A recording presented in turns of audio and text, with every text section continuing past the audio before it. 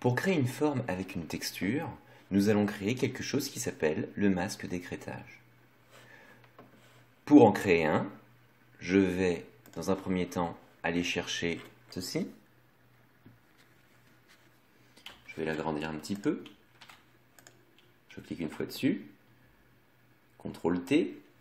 Et avec Shift, je l'agrandis sensiblement. Voilà.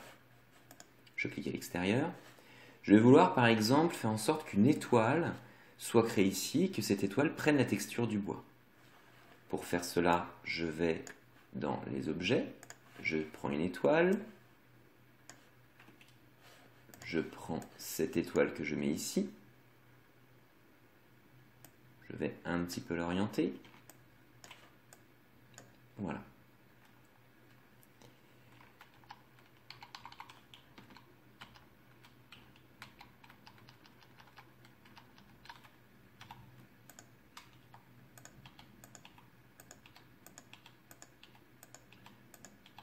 Ok. Alors là, j'en ai créé plusieurs. Je vais faire en sorte d'en avoir qu'une seule. Très bien. Donc maintenant que j'ai cette étoile, on va créer un masque d'écrêtage. Pour faire ça, je clique sur mon objet et sur le fond. Donc il faut que les deux soient sélectionnés. Clic droit, créer un masque d'écrêtage. Et voilà. Donc c'est comme si on avait interverti les deux couleurs et que mon objet se retrouvait avec la texture du bois. Donc en fait, ça nous permet quelque chose d'assez intéressant puisqu'on va pouvoir, à partir d'une texture, appliquer ce principe-là à tous les objets qu'on va vouloir intégrer dans notre travail. Maintenant qu'on a vu ça, on va aussi voir les calques. Donc vous avez ici un onglet sur la droite qui s'appelle Calque.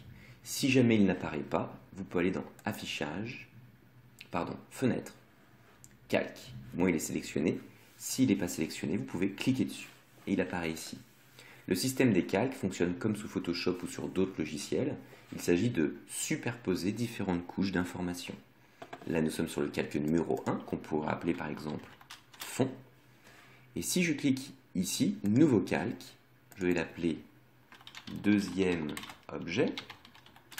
Je vais pouvoir travailler, par exemple, rajouter une autre étoile, comme ceci, dont je vais d'ailleurs modifier la couleur. Voilà. Je sélectionne et je mets ici.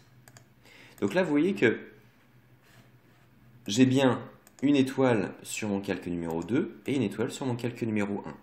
Maintenant, j'aimerais modifier cette étoile sans prendre le risque de sélectionner mon étoile qu'il y a derrière. Jusqu'à présent, si je fais CTRL A, donc pour sélectionner tous mes objets, il va me sélectionner les objets sur les deux calques.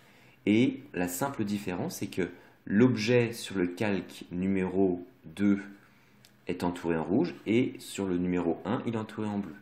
Donc moi, ce que je veux, c'est ne pouvoir en sélectionner qu'un seul. Vous avez ici un petit cadenas qu'on peut cliquer. Donc là, j'ai sur le calque fond, j'ai cliqué sur le cadenas. Ça fait que maintenant, le calque numéro 1 ne peut plus être cliqué. Je ne peux cliquer que sur le 2.